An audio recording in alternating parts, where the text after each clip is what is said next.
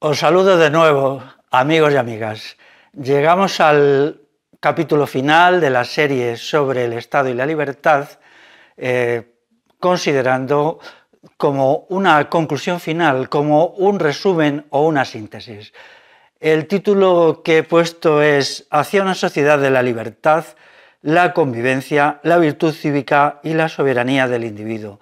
Creo que esto sintetiza los 4 elementos axiológicos que se oponen al Estado y por los cuales merece la pena resistir a la tiranía del poder estatal. La primera cuestión es ¿por qué el Estado? ¿Por qué el 2% o 3 como mucho por ciento de la población ha de mandar sobre el 97-98%? Esto es una cuestión realmente curiosa y deberíamos plantear que por qué no hacer un referéndum respecto a la existencia del Estado, ¿no? Si esto dicen que es una democracia, entre comillas, me río, jajaja, una autocracia que se llama democracia, una autocracia corporativa o una tiranía del Estado, entonces se podría hacer un referéndum que hiciera la pregunta siguiente: ¿desea usted que el Estado continúe existiendo o que desaparezca? Sería curioso que esto se realizara y habría que cumplir algunas condiciones. La primera de todas es que el Estado se comprometiera formalmente ante el pueblo, ante la sociedad civil popular, a que si la respuesta es que desaparezca, en 6 meses se disolviera, en primer lugar, claro, el ejército, que es el que da más miedo, que liquidara el aparato policial, que entregara las armas al pueblo, y que entonces pues dejara de funcionar, dejara de cobrar impuestos, etcétera. Esto tendría que ir precedido por 2 años de libertad de expresión completa, no como ahora, que es un sistema adoctrinador, múltiple, aleccionador, adoctrinador e intimidador. Esto tiene que desaparecer, los aparatos de adoctrinamiento que te explican de 1000 maneras sofísticas y falsas lo que es el Estado, sus bondades supuestas, en algún caso pueden ser reales, quizá en 1 por 1000 de los casos sea verdad, pero tendría esto que desaparecer, ¿no? Eliminar el Estado sería también liquidar todas las empresas grandes, ya sean compañías, bancos o multinacionales que dependen del que son todas las grandes, todas, porque lo que llaman capitalismo es una entidad parasitaria que no puede subsistir por sí misma, dado su ineficiencia estructural e irremediable. Ahora que la economía de nuevo se está desmoronando, cuando estamos en la mitad, un poquito más adelante de 2019, pues veremos de nuevo el espectáculo de estas empresas supuestamente tan eficientes, tan maravillosas, que se van viniendo abajo uno detrás de otro y que tienen que acudir al Estado protector a que las salve y las proteja. Ya se encargan los partidos de izquierda de cobrar muchos impuestos y de apretarnos bien las tuercas y sacarnos el bolsillo para poder proporcionar a estas empresas que están ya entrando en crisis, están ya desmoronando, pues nuevos recursos financieros, nuevas ayudas de muchas maneras, que va mucho más allá que simplemente la entrega de subsidios, ayudas y prestaciones dinerarias a estas empresas.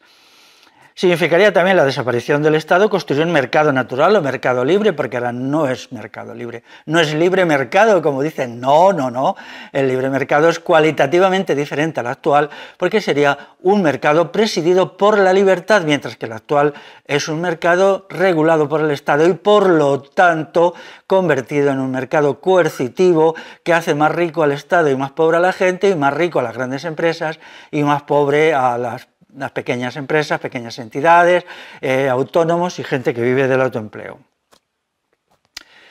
Esto es una utopía, nunca lo van a hacer porque el Estado es coacción y coerción y nada más, pero como broma, he querido empezar este capítulo final con una broma, este referéndum sería lo lógico, ¿no? Entonces, ¿qué problema habría? Claro que realmente pues nunca lo van a hacer. Bien. Hay otra cuestión que quiero tratar, que es la charlatanería liberal. Ahora mismo, en la medida que la crisis del Estado y la proximidad a un punto crítico en el cual el Estado tiene un peso tal que destruye y aniquila a la sociedad civil popular con su peso, porque ya es insoportable toda la dictadura, toda la tiranía, pues surgen unos supuestos liberales y entonces pues nos ofrecen el oro y el moro, como se dice vulgarmente, de maravillas, con sus fórmulas simplonas, elementales y mentirosas. todo se reduce, en realidad, los liberales a que no quieren pagar impuestos, en realidad quieren que el Estado continúe, pero que lo paguen las clases populares y ellos no quieren pagar impuestos, ¿no?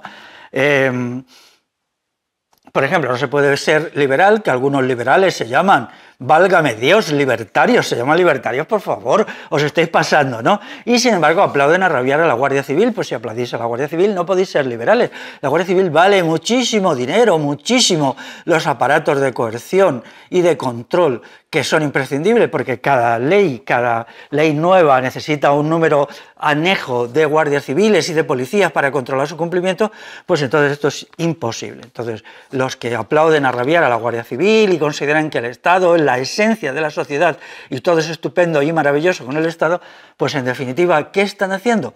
Pues persuadiendo a la opinión pública que con verborrea liberal y algunas medidas insignificantes, puramente cosméticas, van a dejarnos a todos contentos y van ¿a qué? En realidad, los liberales, ¿qué han hecho? Incrementar el peso e importancia del Estado. Nunca ha crecido tanto el Estado de golpe como en la revolución liberal del siglo XIX, que yo sitúo entre 1812 y, pongamos, 1890, el siglo XIX, que es el siglo del liberalismo, del progresismo, del anticlericalismo y de todos estos ismos fulleros. Pues entonces resulta que ahí el Estado se ha hecho creciente y la sociedad civil y el individuo han tenido que soportar sobre sí cargas crecientes de impuestos, de coacción, de palizas de la Guardia Civil, de amenazas del ejército, y luego los liberales pues hacían el sermón correspondiente para calmar a la opinión pública. No se puede hablar de la libertad con unción y negarse a disolver al Estado. Lo dijo Thomas Jefferson, Vamos a ver si nos enteramos. Por favor, coger las obras escogidas de Thomas Jefferson y encontrar sus textos contra la existencia de un ejército permanente. En mi libro La democracia, el triunfo del Estado, este asunto lo trato extensamente y me baso en Jefferson, que una vez más tengo que decir que él no es ningún radical, ni en absoluto, es un personaje pues, que ha creado los Estados Unidos de ahora, pero todavía tenía un poquito de vergüenza y no se atrevía a hacer el discurso desvergonzado y cínico del liberalismo estatista, del liberalismo burgués, que lo único que pretende es calmar a la gente y conseguir su anuencia para que continúe el proceso de liberalización. Aquí incluso se cita Juan de Mariana. Mira, Juan de Mariana es un hombre del siglo XVI que dice cosas muy interesantes. En su texto del Rey de la Institución Real dice cosas muy interesantes y también se refiere a que no puede haber un ejército permanente, que la ciudadanía, la gente común, necesitan y tienen derecho a tener su armamento, a tener sus armas y caballos, estamos en el siglo XVI, disponibles. Y entonces cuando dice que cuando esto se les quitó a la gente, se estableció un régimen de tiranía y dictadura. Y por lo tanto ahí desarrollan la teoría del tiranicidio. Me repugna bastante que ciertos liberales de pacotilla usen a Juan de Mariana para, mercadear con sus productos averiados su ultraestatismo disfrazado de antiestatismo, porque con todas las limitaciones de Juan de Mariana, un hombre nacido en Talavera de la Reina, donde allí tiene un busto, en la provincia de Toledo, pues él con todas las limitaciones de ser del siglo XVI, de estar excesivamente cerca de la corte y quizá un poquito alejado de las clases populares, con todo tenía todavía unos criterios de rectitud moral, libertad civil, que hoy se han perdido por completo. La demagogia liberal nunca dice dónde van a recortar, siempre es un lloriqueo, un salir y decir, el Estado es que qué tremendo, qué terrible, sí, pero decirnos algo en concreto, ¿en qué vais a recortar vosotros? A ver, porque lo otro es solo palabrería liberal, charlatanería liberal, ¿no? Mentiras neoliberales.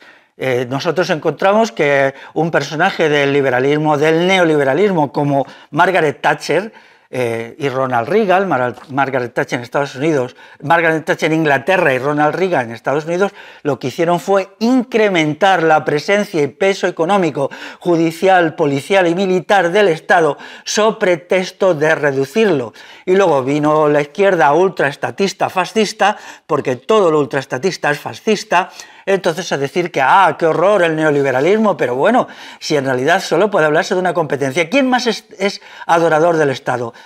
¿El neoliberalismo o el izquierdismo estalinista? ¿Quién es más? Estalinista significa ultra super fascista.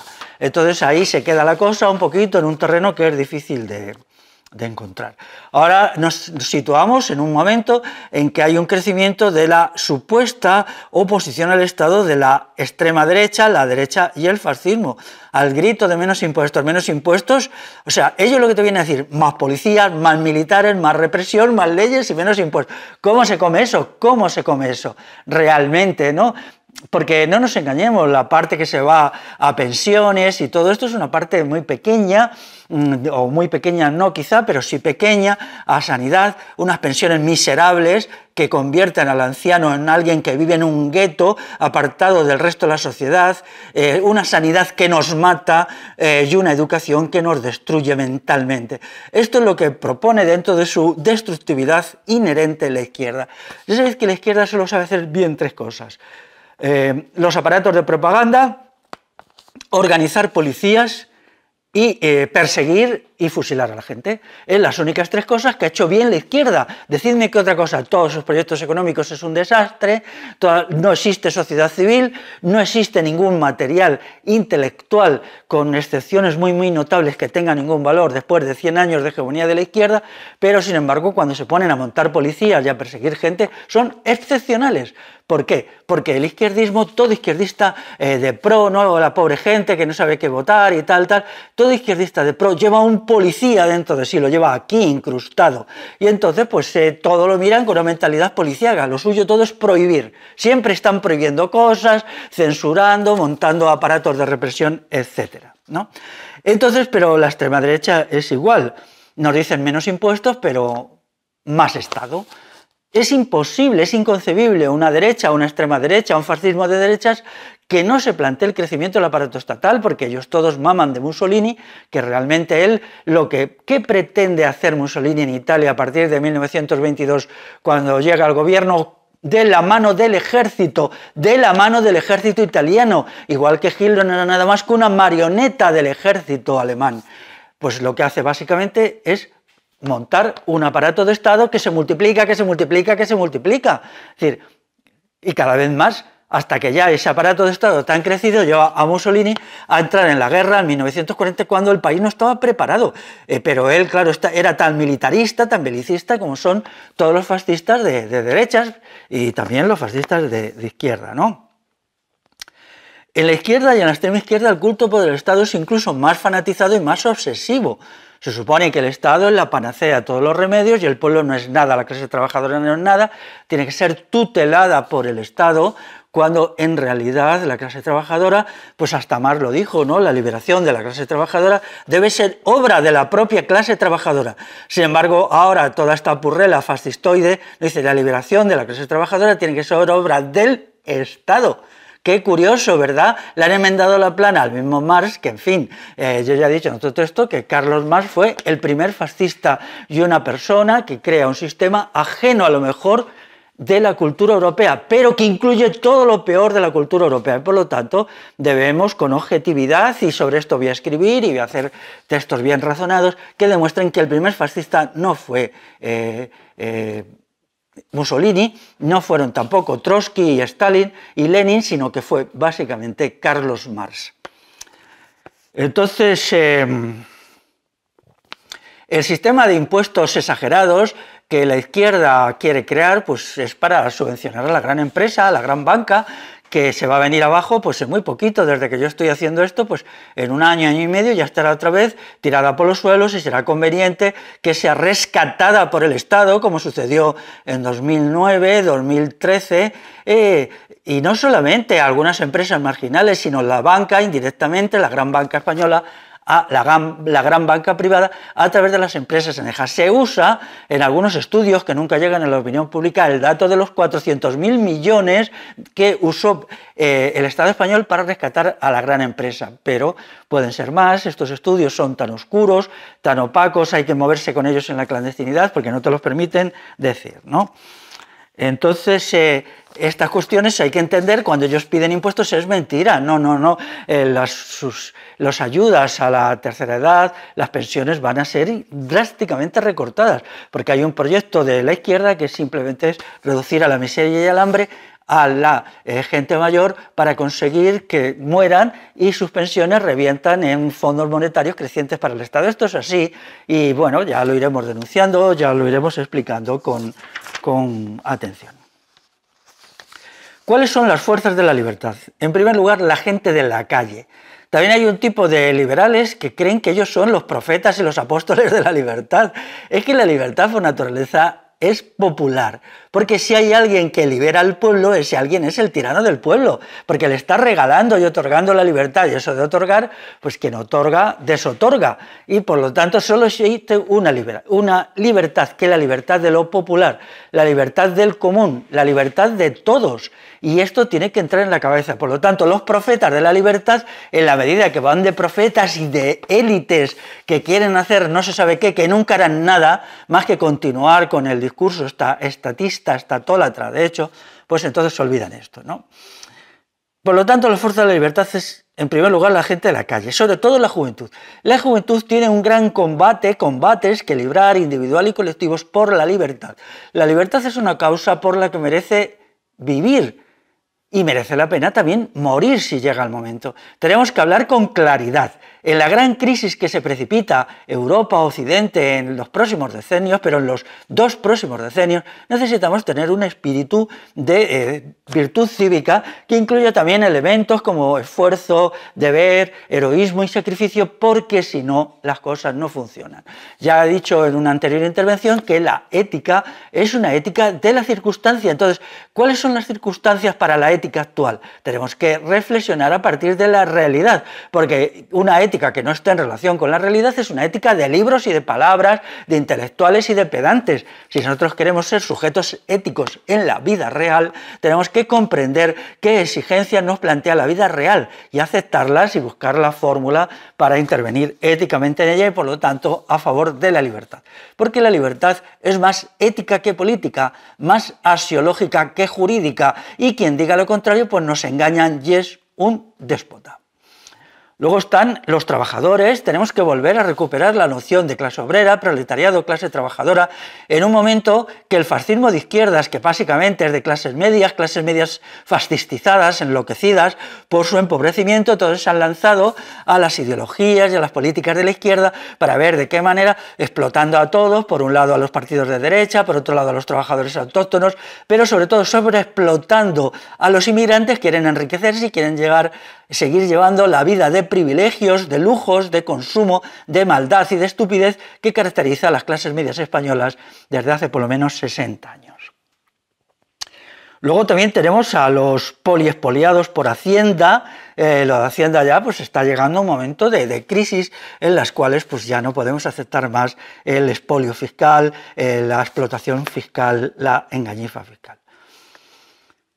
También, ¿quién son fuerzas de la libertad? Los que se les impide de facto poner un pequeño negocio, poner una pequeña empresa, que todas ellas son nada más que procedimientos de autoempleo, puesto que ya sabéis que ni una pequeña empresa entre mí llega a salir adelante y a proporcionar unos ciertos ingresos.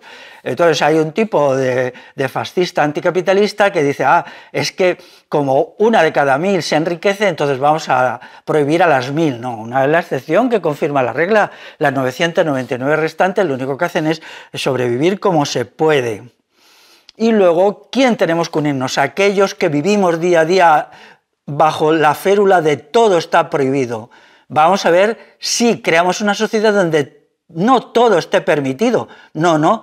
Tiene que haber cosas permitidas y cosas que estén reprobadas por criterios morales, que no son coercitivos, y muy poquitas que estén también prohibidas por el derecho consuetudinario. Pero lo que no puede ser es que ahora el problema está en que todo está prohibido, todo. Y no moralmente, sino jurídicamente, que es lo malo, porque una prohibición moral uno se la salta y no pasa nada, pero una prohibición jurídica te la saltas y te cae la policía o la Guardia Civil encima de ti y vamos, te mete una tunda que no veas.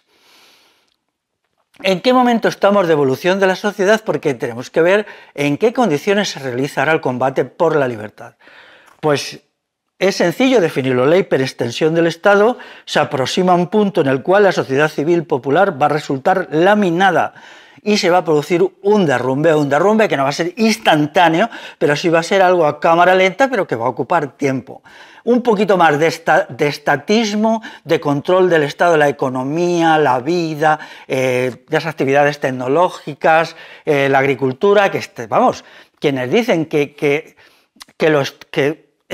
algo está socializado cuando está estatizado, y tenemos toda la agricultura. La agricultura está estatizada desde hace 60 años, desde los tiempos de Franco, luego con la Unión Europea. Está estatizada, no puede uno mover un dedo. Y entonces, pues ya no gozamos de las maravillas de una economía socializada o socialista, entonces, ¿de qué se quejan? Y sin embargo, lo que vemos ahí es algo horrible en todos los sentidos, incluido el medioambiental, porque esa agricultura estatizada es ecocida, es destructiva para el medio ambiente, y sin embargo los demagogos de la izquierda esto lo ignoran y siguen diciendo que es que ellos están mucho a favor del medio ambiente. Si es así, desmonten toda esta agricultura horripilante y silvicultura y ganadería que han creado primero el franquismo y luego después Bruselas, y que realmente es medioambientalmente destructiva.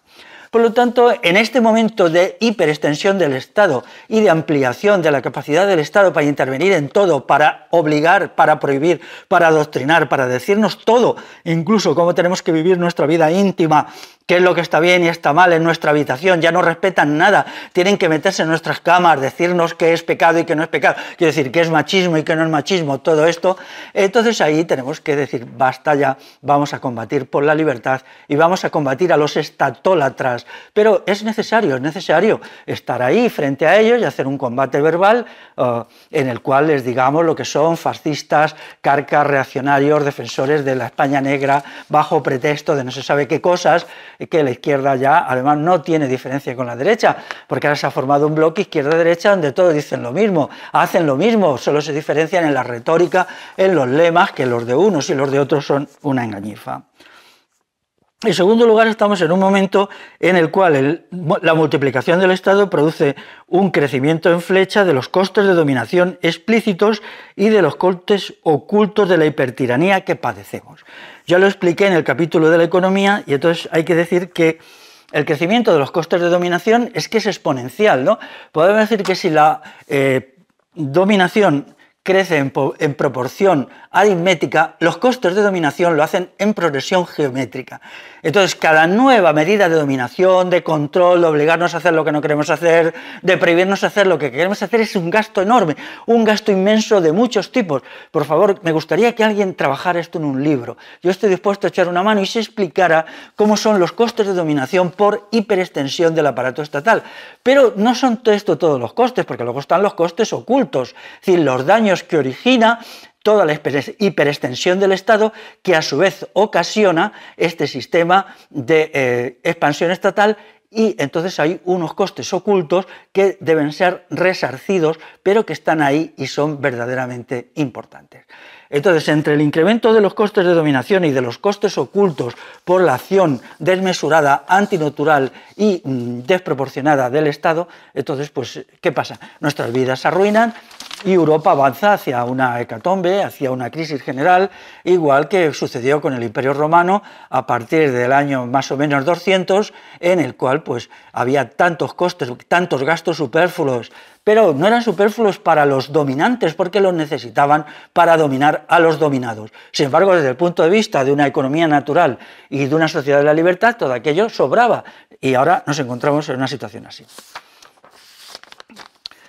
¿Avanzamos hacia qué? A un Estado cada vez más rico que domina a un pueblo cada vez más pobre, pero un pueblo cada vez más degradado, un individuo cada vez más embrutecido, desustanciado, nulificado, un ser nada, una cosa que produce pena, ¿no? Entonces, esta cuestión tenemos que revertirla, ¿no? Porque la libertad significa que solo va a haber pueblo. No queremos pueblo y Estado, queremos solo pueblo. Entonces, los que quieran Estado, pues deben de dejarnos, deben de ser demócratas, y nadie quiere pueblo. En un referéndum que fue hecho con condiciones de suficiente libertad, los estatólatras y adoradores del Estado, en un referéndum que se convocara a 3 años vista, con 3 años de debate profundo y tal, no quedarían nada de ellos, quedarían reducidos al 10-15% de la población, que son ¿quién? Los golfos y sinvergüenzas que hoy viven del Estado. Y el resto de la gente entendería que se puede vivir perfectamente en una sociedad de la libertad razonable, porque nosotros queremos una libertad con moralidad, una libertad con valores y con axiología, una libertad con responsabilidad, una libertad con límites. No queremos libertinaje, no queremos una omnilibertad, porque eso es una bobada de mentes enfermas.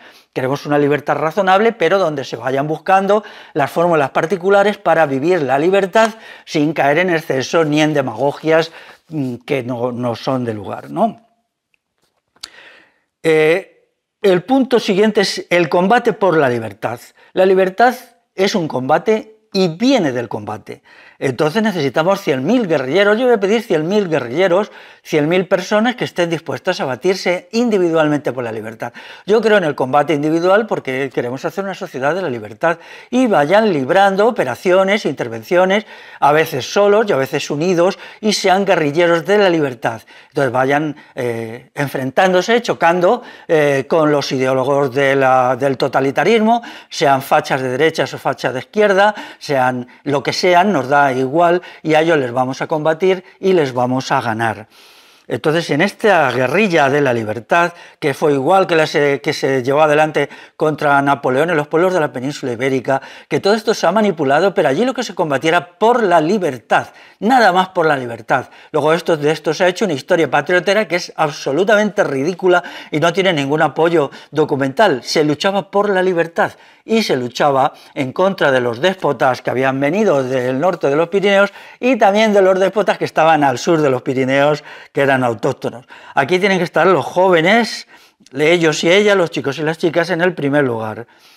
El espacio para el combate tiene que ser la calle y la vida, no internet, cuidado, no podemos seguir en internet más tiempo diciendo me gusta o no me gusta, digo que sí, digo que no. Eso es secundario, el combate hay que librarlo en los espacios de la vida real, la vida real. Tenemos que amar la vida real y no las ficciones cibernéticas o las ficciones de cualquier naturaleza, incluidas las ficciones mentales que alguna gente se organiza para soportar lo existente.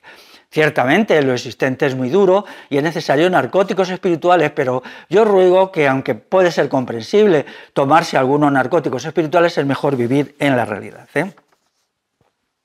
Hay que reducir la fuerza del monstruo, de Leviatán, como se decía en el siglo XVIII-XIX, cuando ya se ve que los estados europeos estaban disparando hacia el cielo en su presencia, intervención, gastos y capacidad de influir en la sociedad civil. Entonces empezó a usarse el Leviatán, que es sinónimo de monstruo, de ser, digamos, horripilante, ¿no?